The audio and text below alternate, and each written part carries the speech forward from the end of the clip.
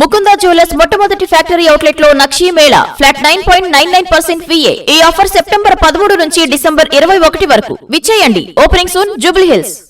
నియామకాల్లో పారదర్శకత, ప్రజల్లో విశ్వసనీయత పెంచేలా దృష్టి సారించాలని పబ్లిక్ సర్వీస్ కమిషన్లకు రాష్ట్రపతి ద్రౌపది ముర్ము సూచించారు. హైదరాబాద్ రామోజీ ఫిలిం సిటీలో తెలంగాణ పబ్లిక్ సర్వీస్ కమిషన్ ఆధ్వర్యంలో నిర్వహిస్తున్న రాష్ట్రాల పబ్లిక్ సర్వీస్ కమిషన్ చైర్మన్ల 26వ జాతీయ సదస్సును రాష్ట్రపతి ద్రౌపది ప్రారంభించారు. అభ్యర్థుల నిజాయితీ, సమగ్రతకు అత్యంత ప్రాధాన్యతనివ్వాలన్న ముర్ము వారి నైతిక దృక్పథాన్ని పబ్లిక్ సర్వీస్ కమిషన్లు గుర్తించాలని పేర్కొన్నారు.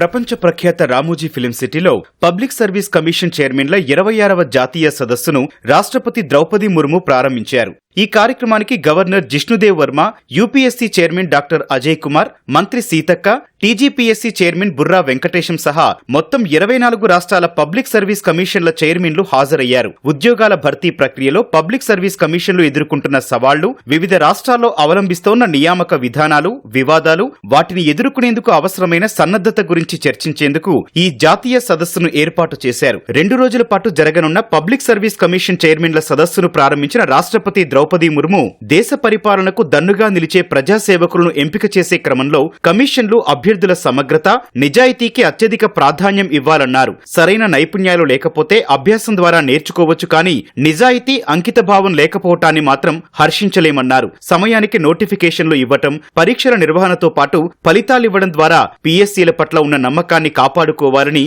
గవర్నర్ జిష్ణుదేవ్ వర్మ సూచించారు.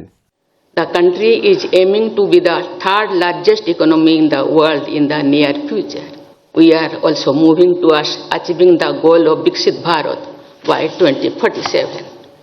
I am sure that the Public Service Commissions will continue to fulfill their responsibilities and contribute towards building a future-ready team of civil servants selected and guided by them.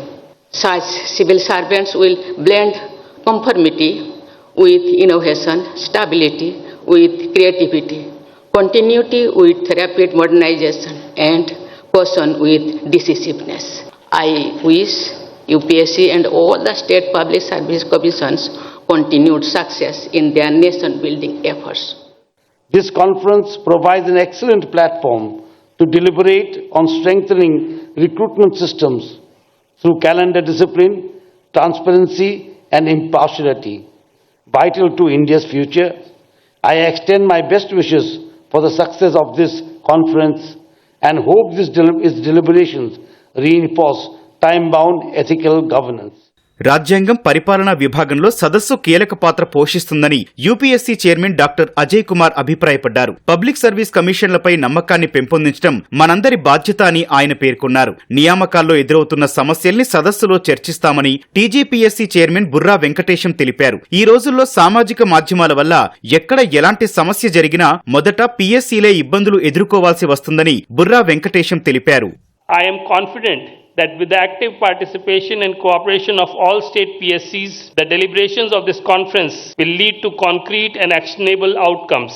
Together we can build stronger institutional capacities, address emerging challenges, and design recruitment systems that are resilient, future-ready, and worthy of public trust. The UPSC reaffirms its commitment to supporting state PSCs and to ensuring effective follow-up and implementation of the resolutions adopted during this conference. Quite a few of challenges which we are facing these days because of social media, activism, all these things. So anything going wrong anywhere, the public service commissions are the first one to be blamed, first one to be targeted, degrading the morale of the service commissions.